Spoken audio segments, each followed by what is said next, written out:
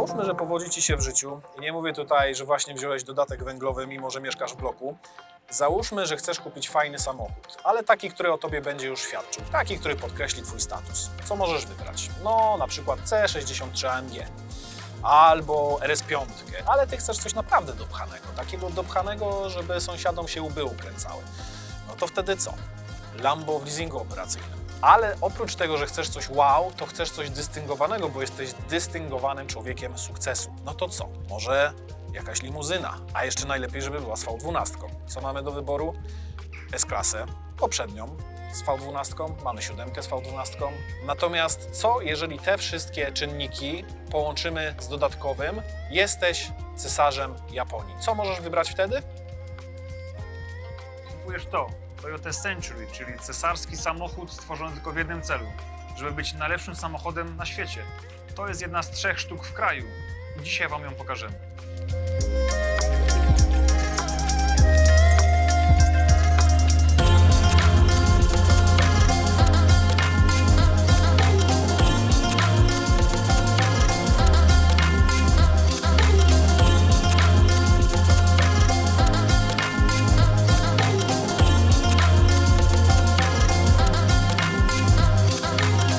Toyota to w Japonii numer 1 od bardzo dawna.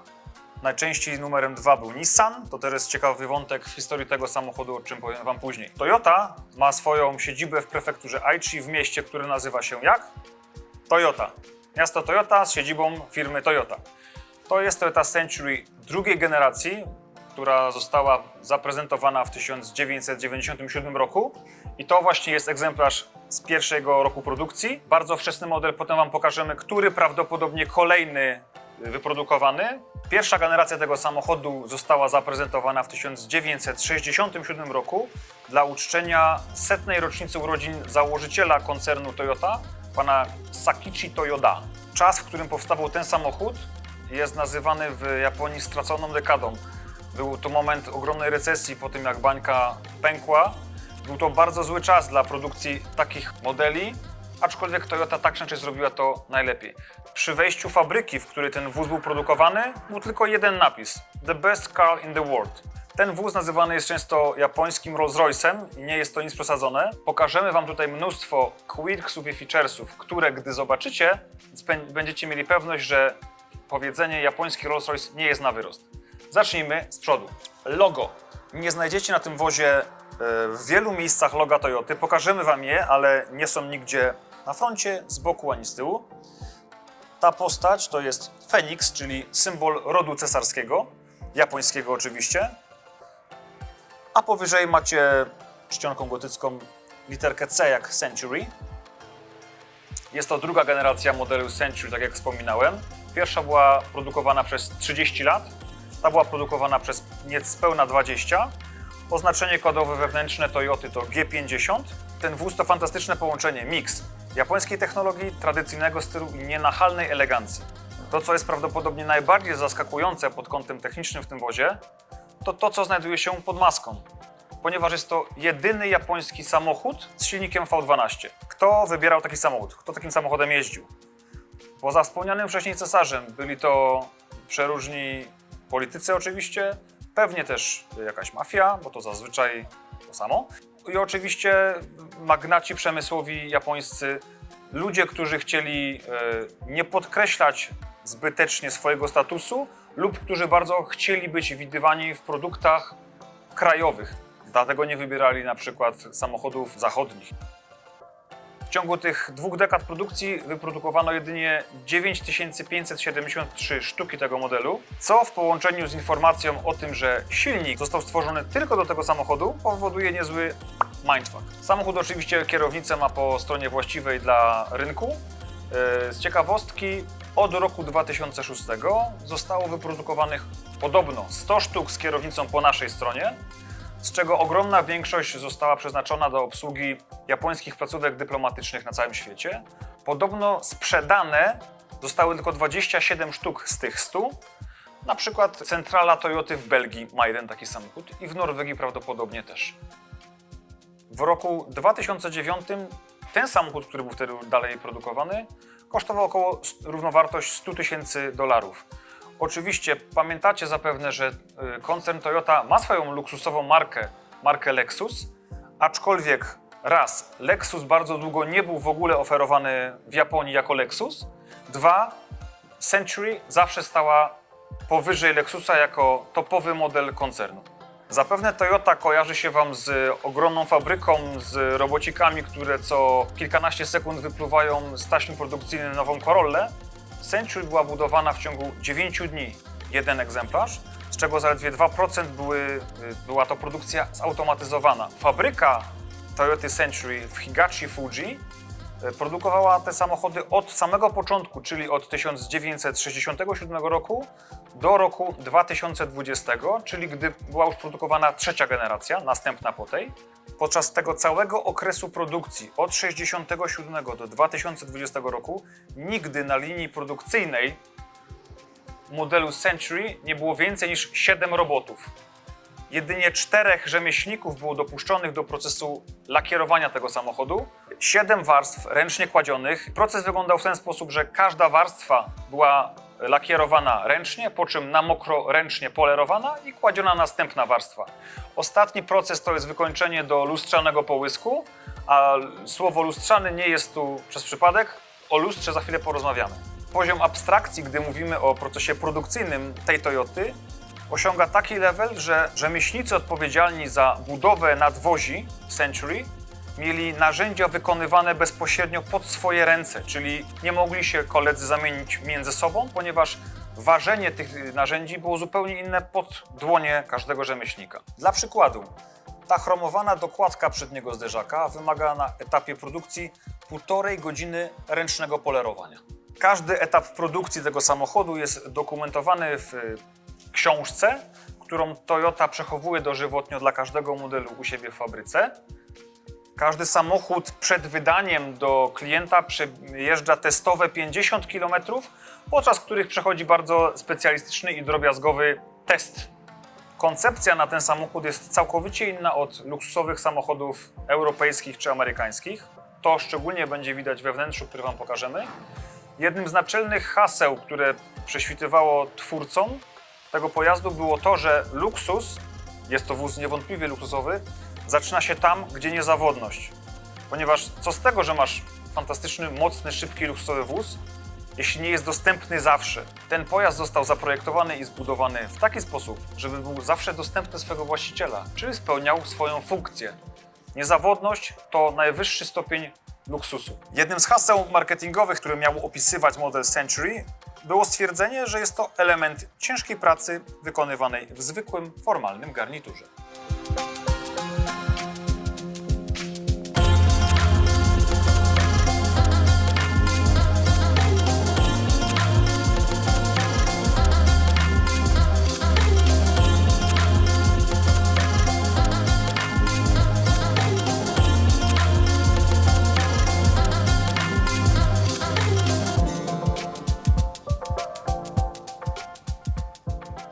Mamy tu jedyne japońskie V12. Jedyne. To dlaczego ono jest jedyne i dlaczego, skoro jest takie zajebiste i super, to nigdy nie trafiło, nie wiem, do Supry, do Lexusa i innych takich wynalazków? Dlaczego tak, a dlaczego nie? Bo wtedy byłoby już mniej wyjątkowe. Byłoby one and only, tylko że mniej, to prawda, natomiast co? Cesarz zabronił? Nie, prawdopodobnie nie cesarz zabronił, ale koncepcja to była taka, że ten samochód, jak żeśmy ustalili wcześniej, stoi powyżej wszystkiego innego i prawdopodobnie tylko dlatego dostał tylko on ten silnik. Były inne samochody, w których ten silnik aftermarketowo był jakby instalowany. W Rosji na przykład do Land Cruiserów można sobie, do Cruzaka taki silnik włożyć. Jeden sympatyczny Japończyk zainstalował tą V12 w Suprze. Dołożył 2 małe turbiny, po czym wóz miał 930 koni na kołach. No a motor jest o tyle wyjątkowy, że tak naprawdę nie ma w nim żadnych kosmicznych technologii. 5-litrowe V12, 2 osobne jakby 6-cylindrówki z osobnymi dolotami, z osobnymi ECU. Na każdy blok cylindrów, jakbyś ci się jeden na przykład zepsuł, to dojedziesz na drugim do domu. Takie zabezpieczenie. Cesarz musi dojechać zawsze. Musi dojechać do domu. DOHC, 48 zaworów, łańcuchy na rozrządzie. Ale nie ma tutaj żadnej kosmicznej technologii, bo na przykład jest VVTi, ale tylko po stronie wałków sących, czyli zmienne wzniosy. Ten silnik po prostu jest pozbawiony wad, żadnych technicznych, mechanicznych. To jest po prostu doskonała inżynieria. On ma pracować i tyle. Pamiętajmy o tym, że w tamtych czasach była jeszcze w Japonii aktywna Gentleman's Agreement i żaden samochód nie mógł przekroczyć 276 według ich liczenia koni mechanicznych. Nawet cesarz? Nawet cesarz. Co ciekawe, te moce raczej są papierowo tak ustawione, ponieważ te silniki realnie pokazują na hamowniach około 300-310 koni mechanicznych. Moment obrotowy jest różnie podawany, 480 i 460 Nm. Prawdopodobnie był zmieniony na jakimś etapie norm emisji coś tam. Skrzynia biegów w tym egzemplarzu jest 4-biegowa, po lifcie jest 6-biegowa. I w zasadzie tyle. Najciekawsza rzecz, tak jak żeśmy wcześniej mówili, tych samochodów zostało zbudowanych niecałe 10 000 sztuk i oni dla tych 10 000 sztuk niecałych zbudowali motor od zera. Czy ty wchodzisz już w czwartą gęstość swojego nerdostwa motoryzacyjnego? One JZ FE. A więc ja teraz pójdę po kamerę i będę kręcił to, co ty tutaj tego... Tak, ja paluszkiem. jeszcze dopowiem parę ciekawych rzeczy. Na przykład, kolega się zbiera. Tak jak mówiliśmy wcześniej, oznaczenie fabryczne 1GZFE, lexusowy V8, czyli 1UZFE, który jest uznawany za jeden z najbardziej płynnie i cicho pracujących silników tamtych czasów i prawdopodobnie w ogóle wszystkich czasów, to niektórzy oceniają, że ten motor pracuje około 10% bardziej płynnie niż 1UZFE.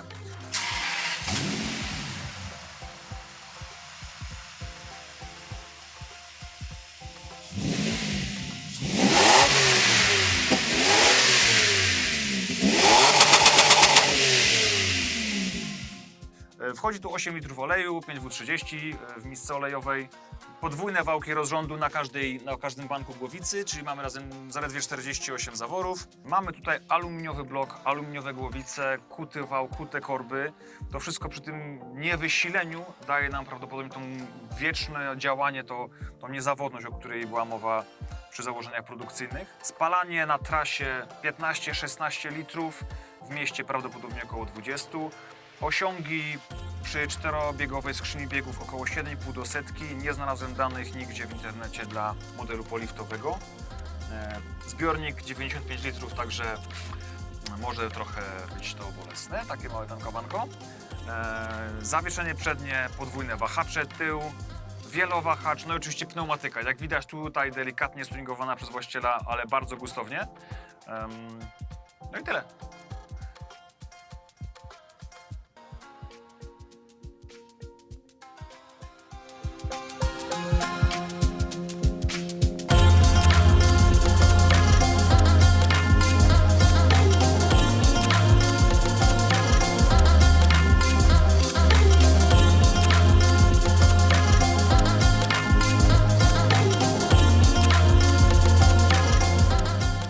Tomaszu, ja się zgadzam. To, co do tej pory powiedziałeś, świadczy, że to jest jeden z najsamochodów. Oj, bardzo naj. Okej, ja to kupuję. Natomiast popatrzmy na niego. Tak wizualnie. Patrzymy. Jest pięknie, jest piękna limuzyna. Tutaj widzowie mają Jest piękna. elegancki kształt z boku. Idziemy. Dupa jest niesamowita. Jest super. Po prostu jest zrobiona tak narysowana, że ja jestem cały ciepły. Ja również. Lusterko na prawda, słupku C, to wszystko jest mega. I ta linia, i ten dach, i to wszystko jest piękne. Naprawdę klasyczne, naprawdę ładne. Bardzo. Mamy cudowne lusterka, jak to powiedziałeś. Uszy. Uszy, bardzo ładne uszy. O feldze to w ogóle nie mówię, bo to jest totalny sztos. Tak jest. Jest? Jest. Jest. Fenix jest. No i idziemy, nie? I tak dotąd jest spoko. Jest bardzo spoko. Jest więcej niż spoko. I potem robimy krok do tyłu. I jest super. No nie jest. To znaczy, ja się boję powiedzieć ci to w twarz, bo ty jesteś trochę psychopatą, jeśli chodzi o ten samochód. Jeżeli jeszcze nie zauważyliście, to jego odkleiło na punkcie tego samochodu, bo Nie, w ogóle. jest piękny samochód i przód trochę jakby Stavri. Ja nie chcę Jeszcze powiedzieć, raz? że on jest brzydki, Tak. ale ja na pewno nie powiem, że on jest ładny i wyjątkowy. Nie, jest brzydki. Wyjdź. No ale zobaczysz na filmie, zobaczysz Wyjdź. przebitki, Nie słuchajcie go, on... no. jest brzydki. Pa! Tak, on jest brzydki, racja. Popatrzcie, mamy klasyczną elegancję. Zwróćcie uwagę na mnóstwo detali. Kąty pochylenia słupków A i C są jednakowe. Wysoko poprowadzona linia dachu dla ułatwienia wsiadania. Podobno kształty pochylenia słupków i dachu ma odwzorowywać kształt wulkanu Fuji. Taką znalazłem informację. Mamy nadwozie długości niecałych 5 metrów i 30 centymetrów. Bardzo klasyczne kształty. W moim osobistym mniemaniu nawiązują mocno do stylu amerykańskich samochodów z lat przełomu 60. i 70. Nie mówię tu o żadnym kopiowaniu, ale jak sobie rzucicie okiem na ten tył, to macie w głowie jakiegoś Lincolna, może Mercurego, może Cadillaca. Piękne detale, które widać na filmie. Aluminiowe ramki wokół szyb. Piękne elementy chromowane. Chromowana linia, którą widzicie od samego spodu, wygląda doskonale. Ten samochód ma 25 lat. Zwróćcie uwagę na bardzo ciekawy detal. Kołpaki we wnętrzu felgi zawsze w każdej Century są dopasowane kolorystycznie do koloru nadwozia.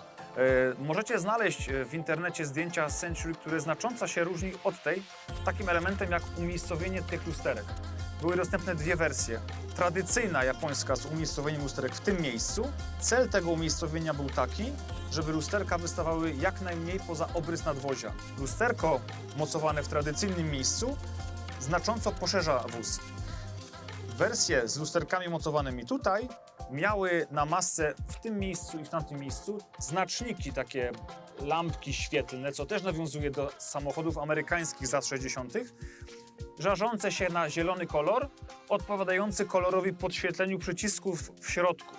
Te oświetlenie widać tylko i wyłącznie z wnętrza samochodu. Jest to bardzo ciekawy detal. Fenix, którego pokazywaliśmy Wam wcześniej, jest ręcznie wykonywany przez 45 godzin na etapie produkcji. Na tym kadrze, który mamy tak pięknie ustawiony, widać, jak maska podnosi się do góry, licując się ładnie ze słupkiem A i ukrywając wycieraczki, co oczywiście jest kwestią aerodynamiki oraz oczywiście zmniejszenia hałasu, ponieważ Century. Z tyłu macie bardzo klasyczny, prawdopodobnie najbardziej klasyczny element tego samochodu.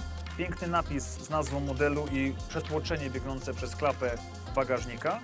W poliftowych modelach, czyli roczniki od 2005 w górę, światła z tyłu były LEDowe, wypikselowane. Bardzo podobne do świateł Hyundai'a w Ioniqu, czyli wszystkich tych nowych modelach, gdzie ostatnio jest to bardzo popularne. Toyota zrobiła to bardzo dawno temu.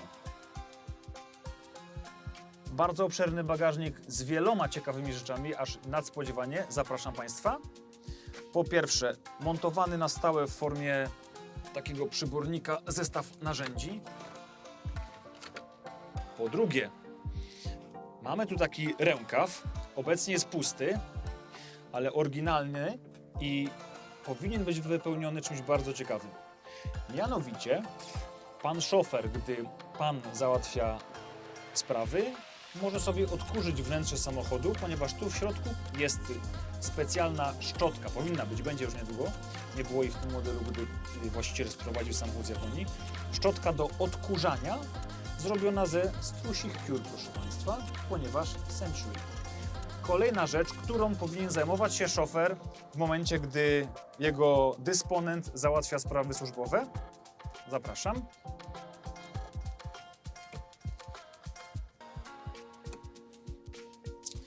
Po wyczyszczeniu samochodu i polerowaniu odwieszamy mikrofibrę w właściwe miejsce do wyschnięcia, ponieważ Century.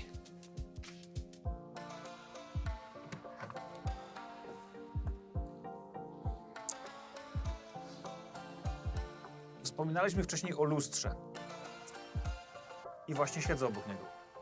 Słupek C jest bardzo szeroki i lustrzane wykończenie lakieru, o którym wcześniej wspominałem, ma służyć do tego, że pan dysponent, gdy wstaje, wychodzi z samochodu, to słupek C ma być ostatnim momentem, gdzie może się jeszcze przejrzeć, poprawić krawat lub fryzurę.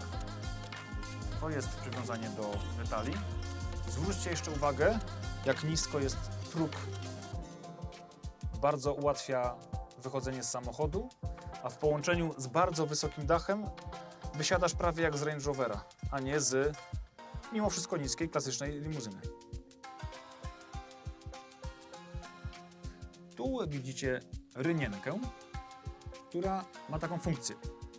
Gdy otwieramy dysponentowi drzwi, to na dysponenta nie kapie deszcz, tylko rynienką spływa tam. Cesarz to ma klawerzycie.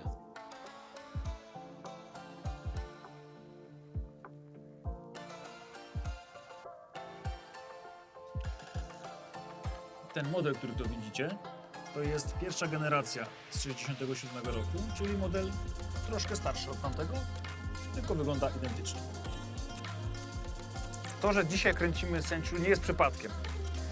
6 lat temu, w sierpniu roku 2016, pewnego dnia otrzymałem telefon.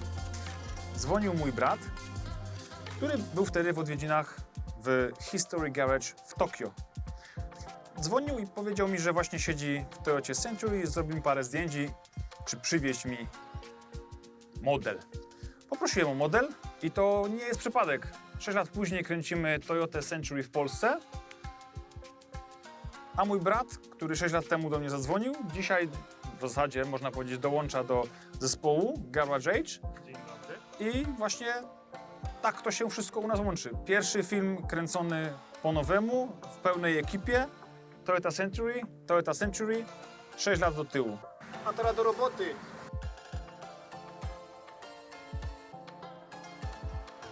Spośród wszystkich powodów, dla których ja osobiście uważam ten samochód za sztos absolutny, Jazda. pozostaje ten najważniejszy. Jazda. Jazda, wnętrze, podróżowanie, Jak cesarz? jak cesarz. No to szofer wiezie. Szofer wiezie, a my rozmawiamy. Więc tak, siedzimy wcale nie na skórze, chociaż samochód jest top of the top, Hiper ekskluzywny. Dawno mi tak miło w tyłek nie było. tylko siedzimy na owczej wełnie, która była w tym modelu dostępna w 3 różnych odcieniach. Dlaczego owcza wełna? Dlaczego owcza wełna? Dlaczego owcza wełna? Dlaczego? Wełna. To ja się pytam dlaczego. To ty dzwonisz. Aha. No tak. Owcza wełna, ponieważ ma No. Owcza wełna, ponieważ ma właściwości termoaktywne. W lato chłodzi, a w zimie grzeje. To raz. 2. Porusz się, Bartusiu, pupką po kanapie. Prawo, lewo, prawo, lewo. Otóż to, gdybyśmy siedzieli na tradycyjnym wykończeniu skórzanym, to słyszelibyśmy różne trzaski, piski i różne niezbyt przyjemne odgłosy. Tak zwane pękanie dupy. Może być i tak. Gdy siedzimy na tej pięknej wełnie, to jest cisza. A ten samochód jest zaprojektowany po to, żeby było w nim cicho. Wszystko jest w tym wozie pomyślane w tym kierunku. Dźwięk kierunkowskazów jest zaprojektowany w taki sposób, żeby był wyraźny i słyszalny, ale żeby nie był nieprzyjemny. A wiesz, że w Sanyungu można ustawić świerszcza? Wyjdź. No nie mogę, jedziemy. Powinieneś. I teraz co ciekawe a propos tej tapicerki. Skórzana tapicerka była w nie więcej niż 10% wyprodukowanych samochodów. Cała reszta była wyspecyfikowana przez klientów właśnie w jednym z 3 kolorów odcieni tej pięknej owczej wełny. Co tu jest bardzo ciekawego w tym samochodzie, poza tym, że wszystko, to mamy tu mnóstwo ciekawych, ale nieoczywistych materiałów. Mianowicie to, co wygląda jak metal, jest metalem, to, co wygląda jak drewno, jest drewnem, ale to, co wygląda jak plastik, jest plastikiem. Mam na myśli to, że mimo wszystko tych elementów plastikowych trochę tu jest. Co ciekawe, głównie znajdują się one z przodu. Dlaczego? Zaraz Wam o tym opowiemy. Wróćmy do drewna na chwilkę. Wszystkie panele drewniane, które w tym samochodzie, w wnętrzu tego samochodu znajdziemy, są wykonane z jednego drzewa, a obróbką ręczną tego drewna zajmowali się profesjonaliści z mało znanej japońskiej firmy Yamaha.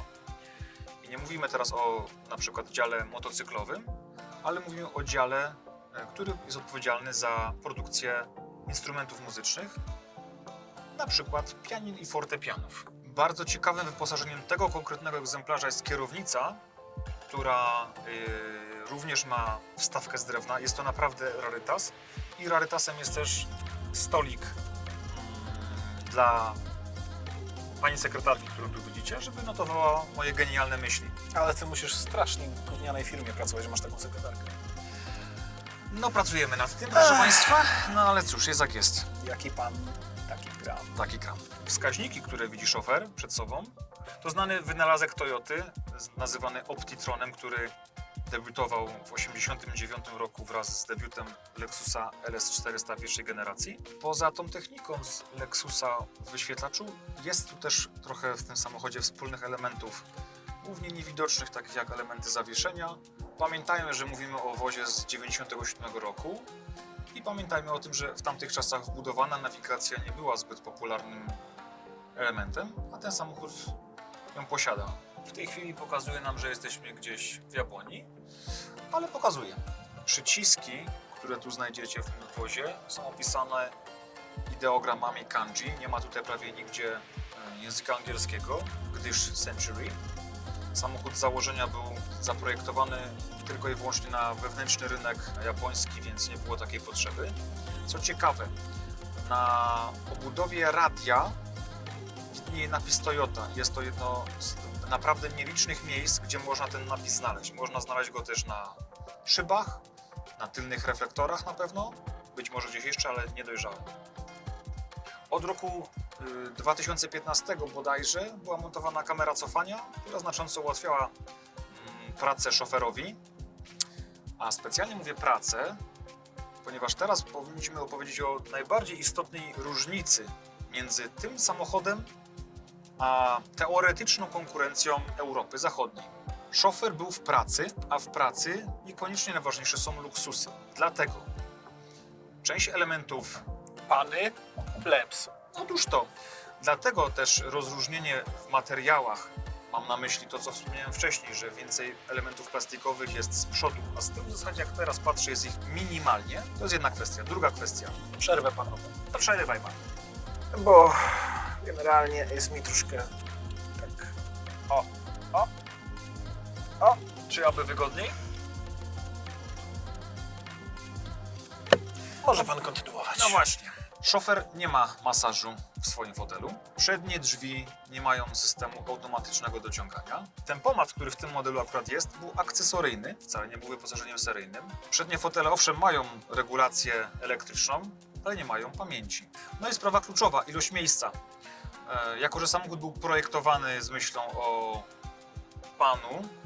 państwie, to zdecydowanie kabina jest podzielona w ten sposób, że wnętrze rozpieszcza pasażerów na tylnej kanapie. Czuję się rozpieszczony. Pomyśl o masażu wibrującym. Wibruje. Ach, dlatego jesteś taki rozpieszczony, rozumiem. Szofer oczywiście ma bardzo wygodny fotel, który podobno ma sprężyny, podobnie jak ta kanapa. To trochę się czuje, że to Trochę się może czuję. być takie jak w fotelu u babci, w kanapie u babci, ale jest rewelacyjny efekt. Ale na przykład lewa ręka kierowcy, szczególnie chociaż odrobinę wyższego niż przeciętny Japończyk, będzie dotykać tą konsolę, którą tu widzieliście na środku, ponieważ konsola jest dla pana, a nie dla szofera. Zaprezentuj widzom poduszkę na słupku. Rola życia. Tak, słupek C ma wyjątkowo miękką podusię, którą kolega prezentuje. To jest miłe jak słupek mi bije. Ale już, koniec prezentacji, już. Wspomnieliśmy wcześniej o masażu. Pamiętajcie, że mamy 97 rok i wielostopniowy masaż tylnych foteli. Co ciekawe, również poduszki powietrzne z tyłu. Nie jest to rzecz oczywista nawet teraz prawdopodobnie, a co dopiero ćwierć wieku temu. Tylne fotele ustawiane w każdej możliwej płaszczyźnie w momencie otwarcia tylnych drzwi na postoju wracają do swojej neutralnej pozycji dla ułatwienia wysiadania pana lub pani. Kierownica, która jest regulowana elektrycznie w obydwu płaszczyznach, czyli tak samo jak w Lexusach z tamtych czasów, w momencie gdy szofer otwiera drzwi, nie wraca do pozycji neutralnej, czyli nie podjeżdża do góry i nie chowa się, co zdecydowanie ułatwiałoby pracę szoferowi, ale pamiętajmy, że jesteśmy w Japonii, gdzie pewne resztki feudalnego układu istnieją i prawdopodobnie będą istnieć zawsze, w związku z tym, że to jest całkowicie inny świat niż nasz, inna kultura, inna cywilizacja, inne wszystko. I człowiek, który jest tam z przodu i prowadzi ten samochód, on jest w pracy. Rzadko zdarza się, chyba nigdy się nie zdarzyło, żeby w samochodzie, który ma 25 lat, a jechałem kilkoma, pachniało. I Zgadzam to się. pachniało w sposób taki nieoczywisty, bo jak o tym nie myślisz, to czujesz takie czyste powietrze. Ale jak się skupisz na tym zapachu, to on jest taki drzewny, Ja tego właśnie nie potrafię. troszkę cytrynowy. Może tak, ja myślę, że to musi być sposób wyprawienia tej wełny tak naprawdę, bo z czego się to może wziąć, ale jest fantastyczne odczucie, nie możemy wam tego przekazać, ale musicie uwierzyć na słowo. Mamy tu jeszcze bardzo wiele ciekawych elementów, jak na przykład kieszonki u spodu słupków B. Kieszonki te przewidziane są po to, żeby trzymać w nich co? Łyżki do butów. A dlaczego łyżki do butów? Z powodu tego fotela. Bo pan nie będzie jeździł z zgiętymi nogami. Absolutnie nie.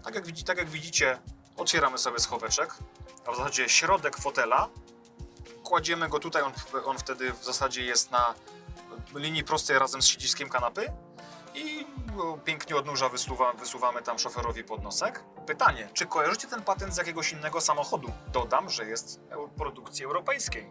Więc proszę Państwa, Skoda Superb pierwszej generacji miała ten patent podpatrzony, no przypuszczam, że z tego wozu, bo z czegoś innego. I też można było położyć środek fotela i też wysunąć kończyny. Nie chcę się stąd wysiadać. Ja mógłbym tu spędzić bardzo dużo czasu, na przykład oglądając jakiś piękny japoński film na tym pięknym VHS-ie. To będą jakieś 6,5 cala. Natomiast no, Dragon Ball Z wyglądałby tu na miejscu. tak. Tudzież jakieś inne japońskie dzieła sztuki. A jakby nam się nie podobało, Naciskasz, Bartusiu, i wyjeżdża. Nie Jedzie szarpiesz jak ręcami. zwierzę. to prawda, zawsze można se Kasię Dowbor na dwójce puścić. Jak widzicie, radio posiada wejście na kasety. Pamiętacie kasety, przewijanie, Walkman, kredki. Ten wóz był produkowany do końcówki roku 2016 roku bodajże, więc przypuszczam, że był ostatnim produkowanym wozem z kasetą. W schowku pasażera mamy oczywiście zmieniarkę na 6 płyt. Nagłośnienie jest realizowane za pomocą 8 głośników, po 2 w każdych drzwiach i mamy tu z tyłu na środku głośnik niskotonowy. Szofer właśnie zabiera nas na hot doga, więc żegnamy się i Ale- zaraz widzimy się w Katowicach. Po drodze będziemy sobie słuchać muzyki na brandowanym logo Century dyktafonie z słuchawkami z logo Century również, jak widzicie. 6,61. Zapamiętajcie tą cenę, może się znowu szybko nie zdarzyć. Tak, jest tanio, a zbiornik ma zaledwie 95 litrów pojemności, także jedziemy tankować. Ciao. Słuchajcie, powoli zbliżamy się do końca, więc czas najwyższy, żebyście poznali właściciela Century. Jest to Dawid, którego złapaliśmy na Instagramie i który powiedział, że tak, jak najbardziej, więc my tak, jak najbardziej jesteśmy wdzięczni. Udało się. Udało nam się trafić. No i co? 2 w sumie podstawowe pytania. Jak to jest żyć z samochodem w tym kraju, który jest jednym z 3? Czy to jest cool, spoko, hip? No na pewno jest cool, jest jakiś prestiż. Jest te grono bardzo, jeszcze raz powiem, bardzo małe. Co prawda jest to plus i minus. Plus na pewno taki, że każdy coś chce o tym aucie wiedzieć, każdy coś chce, powiedzmy, to auto dotknąć, zobaczyć, bo na co dzień się takiego auta nie widzi. Na pewno jest to duży prestiż. A jak mówimy o prestiżu, czy taki prestiż kosztuje w utrzymaniu dużo? No a na razie jeszcze nie ma jeszcze źle, są podstawowe serwisy, więc to jeszcze jest znośne. Bazujemy na Lexusie RS400, więc ceny są, powiedzmy, przystępne jak na zwykłego Kowalskiego. No i wracając do tego cool faktora, że tak to brzydko nazwiemy, ale młodzież ogląda. Jak często się to zdarza, że głowy się Może nie ukręcają? do końca zatrzymują, tak jak mówisz, właśnie głowy się ukręcają. Przypuszczam, że 3/4 ludzi, nawet i może pod 100% będzie teraz na chwilę obecną chodzić w kołnierzach, bo te głowy naprawdę oglądają się w każdą stronę, aby się dało, to jak sowa by się obracali dookoła za tym autem, 360 stopni. Robi wrażenie, ludzie się oglądają. Jak najdziwniej ktoś nazwał ten samochód, bo pewnie 1 na 70 wie, że to jest Toyota albo i na 100. Co najdziwniejszego słyszałeś, że czym jeździsz? Najdziwniejszego? No chyba to no musi to paść Voga, to było na pewno dziwne. No i Rolls Royce chyba to było też takie dość, gościu co mi to przywoził, bardzo mnie to wprawił mnie w uśmiech. Jeśli powiedział, wiozę do ciebie tego Rolls Royce'a, no to było coś fajnego. Elegancki Rolls Royce. Znaczy, na Rollsa to jeszcze spoko, ale jakbyście nie wiedzieli, Voga. Były. Dobrze, słuchaj, w takim razie wiemy wszystko. Dzięki wielkie. Również dziękuję. I Mam nadzieję, że jeszcze się gdzieś uda na... jak tego Datsuna kupisz, to też przyjedziemy. A może bardziej bym Chasera kupił z 76. Też jest bardzo dobry pomysł, też przyjedziemy. Dzięki wielkie. No i co? Do zakończenia. Bang. Mamy za sobą całkiem tego elegancki tego dzień, prawda, z Toyotą Century. I zanim zakończymy, to musimy oddać cesarzowi to, co cesarskie, nie tylko auto. Przede wszystkim jeszcze raz dzięki dla Dawida, który zgodził się z nami spędzić jakąś totalnie niebotyczną ilość czasu dzisiaj. Wolna niedziela. Druga, mniej istotna, ale też z drugiej strony bardzo istotna, bo gdyby nie nasza po raz kolejny koleżanka Dika, w ogóle byśmy nie trafili na to auto, gdyż pojechała na Japfest, dostała od nas polecenie służbowe pod tytułem znajdź nam fajne auta, a ona znalazła nam Century, więc Dzięki Lika. nie mogło być lepiej. No i co? Kończymy tą imprezę. Bardzo jest to piękna impreza. Wóz, jak widzicie, prezentuje się spektakularnie o każdej porze dnia i nocy. Żeby to uwiecznić, zrobimy tutaj jeszcze trochę nocnych zdjęć, bo taka jest tradycja, że zawsze z tych naszych spotkań będą zdjęcia i będziecie sobie mogli jeszcze na spokojnie zobaczyć. Jesteśmy w okolicach Nospru, miejsce pełne kultury, gdzie podjeżdża się spędzać czas pięknymi samochodami, odpowiednim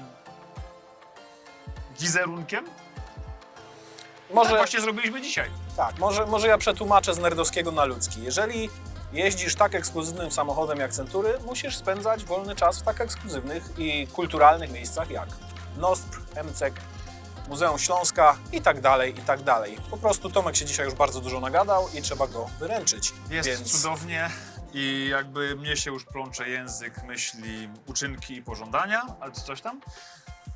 Po prostu Tradycyjne i nieśmiertelne, bo my dopiero zaczynamy. Subskrybujcie, zajrzyjcie na naszego Facebooka, Instagrama i co tam jeszcze. I kończę, bo zaraz rozjedzie mnie jakiś maluch. Do zobaczenia. ciao.